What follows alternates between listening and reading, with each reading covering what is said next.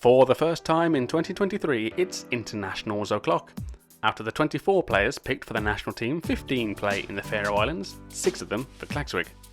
Of the remaining 9, 3 of them play in Iceland and 3 play in Norway, including Bryn's newest signing, Noah Menene, who moved from Vojtinga last month and at just 20 years old is the youngest member in the squad. There's also Daniel Johannesson, who plays in Denmark for second-tier side Freyja Richer, and Stefan Radosavljevic, who plays for Sligo Rovers in Ireland, both of whom left HB in the winter. Finally, there's Andreas Edmundsson, younger brother of Johan Simon Edmundsson, who has not been called up, incidentally. Andreas is formerly of Sunderland, but he did join Spanish 5th Division side Águilas a couple of years ago and picked up his first cap against Kosovo last year. Before we look at the fixtures, I want to talk goalkeepers, because out of the 3 Faroese goalkeepers in the squad, they've only got 2 caps between them. Both of them belong to B36's 23-year-old Matthias Lamage. Quick side note, don't know how to say that surname. Found someone in the Faroe Islands with the same surname who pronounced it Lamage. The TV commentators called him Lamhau. Which one is it? Do let me know. Is it Lamhag? It might just be Lamhag. Matthias Lamhag was in goal for the 1-0 win over Liechtenstein this time last year, and the 1-1 draw with Kosovo, so technically the Faroe Islands have never lost a game with him in goal. The normal 2 goalkeepers we're familiar with are not in the squad. 36-year-old Gunnar Nielsen was not in the Kosovo squad last year and is currently a free agent after leaving Icelandic side FH in the winter.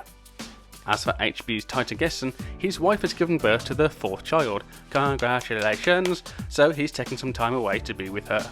So in comes his HB understudy, 22-year-old Bjarti Mjolk, for his first call-up to the squad.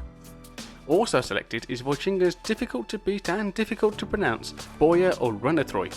Someone please correct me if that splutter is wrong. Like Lamhau, he's also just 23 years old and played every club game last season. Between the 2 of them, we could be looking at a very bright decade ahead for Faroese goalkeepers. And it was the Lamhag who started in the opening qualifying match against Moldova. Now, Moldova were one of the subjects in my first ever international roundup video, this time 2 years ago, where I aired my disappointment at scraping a 1-1 draw with them. And here we are again. The Faroe Islands deservedly took the lead in the first half with a first ever international goal for Klaksvík's Mads Mikkelsen, running onto a ball from the impressive Meinhard Olsen and slotting it under Moldovan keeper. In the second half though, Moldova came out fighting and the Faroes wilted a little as the team ranked 51 places below them fought for a valuable point. And in the 87th minute, after spurning a host of chances all half, Jon Nicolascu converted a penalty after Heine Vartensdal was penalised for a flailing arm during one of our many defensive moments. It was in fact the first time since 2007 Moldova have drawn a Euro qualifier at home, and keeps the Faroes wait for an away win in the competition, going to 9 years now. With our group being one of the 5-team leagues, someone has to miss out each match day, and it was our turn on Monday, so we went to Skopje to face North Macedonia in front of another packed stadium. This time the Faroes were the underdogs, as we sit 58 places below North Macedonia, and they put in a decent enough showing, and if football matches finished after 80 minutes, we'd be sitting with 3 points in the group and a promising 0-0 friendly draw. But they're not, so we don't, and after 81 minutes, Aberdeen's Bojan Majowski scored his first international goal. In truth, they deserved it, having spurned numerous opportunities, hit the woodwork, and had an onside goal disallowed for not onside. But it stayed at 1-0 with debut Faroese goalkeeper Runethroy called into action plenty.